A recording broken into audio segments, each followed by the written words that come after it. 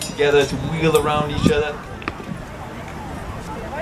In these helmets you really can't see much, so this is all trust as well. These are real weapons, they got blunt edges, but again it's going to hurt if they accidentally clatter you across the face with it.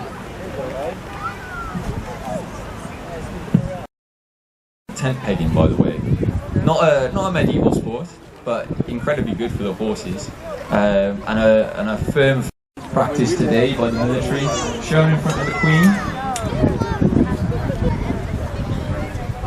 Very, very nice, with a twirl as well. Now the aim is, you get more points if you have a very tidy run. You have a... Oh, my mistake, that is chili, ladies and gentlemen. Just got corrected.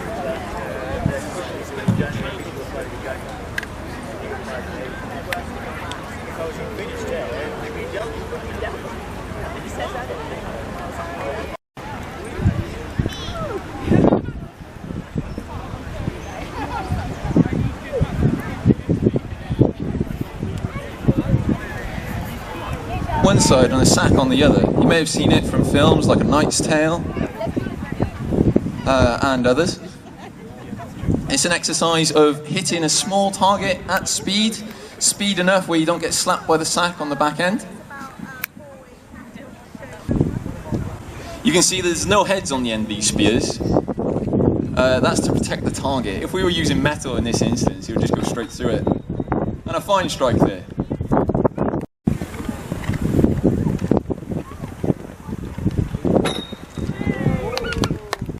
No common enemy. We're getting a bit bored, we're getting a bit rusty. So what they would do is they would head over to a field on a bludgeon the other team into submission. And you could take prisoners as well. It was great shame on you if you actually lost.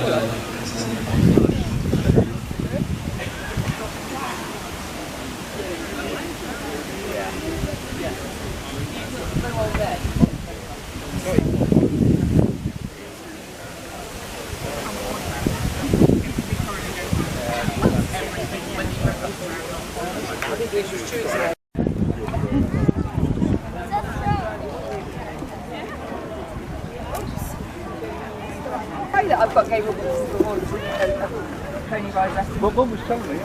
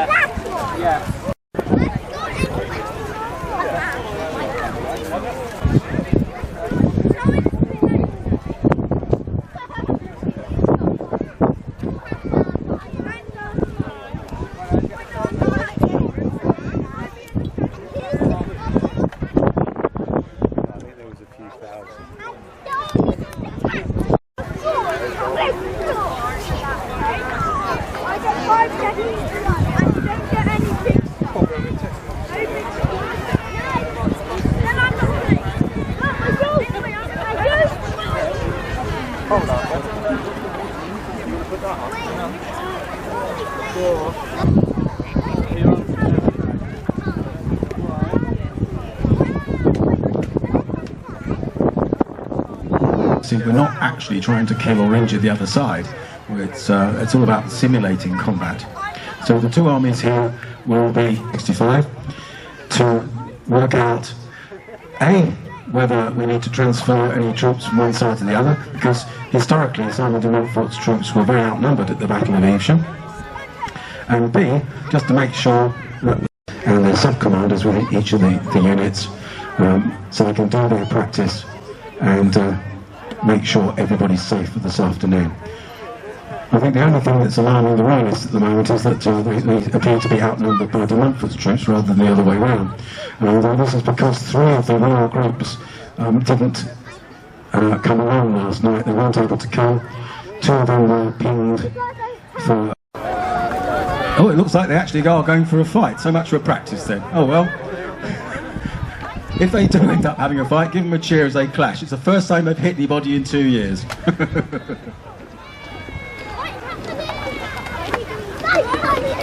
So, yes, they're going for it. Goodness me, they're obviously confident that they can do it, but they're being quite gentle, I have to say.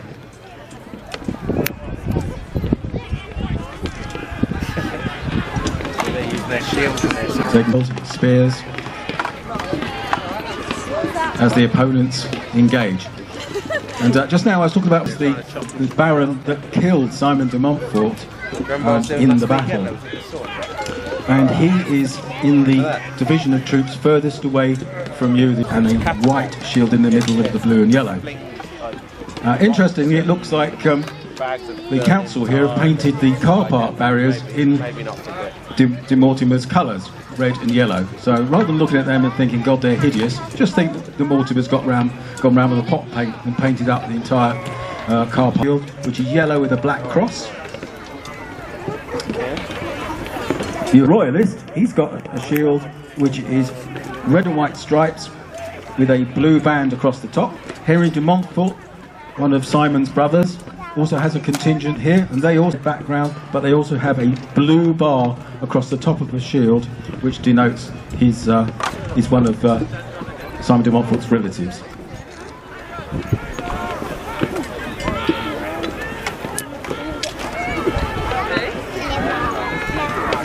If you can spot him, Nicholas de Seagrave is also on the field.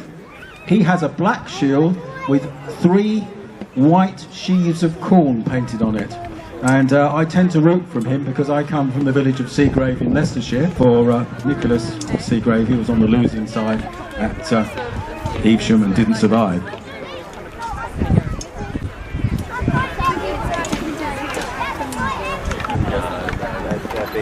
Now, hand-to-hand combat is absolutely exhausting. These suits of mail, not called chainmail, it's called mail, M-A-I-L-L-E, are made up of interlinked steel rings, hundreds and hundreds of them.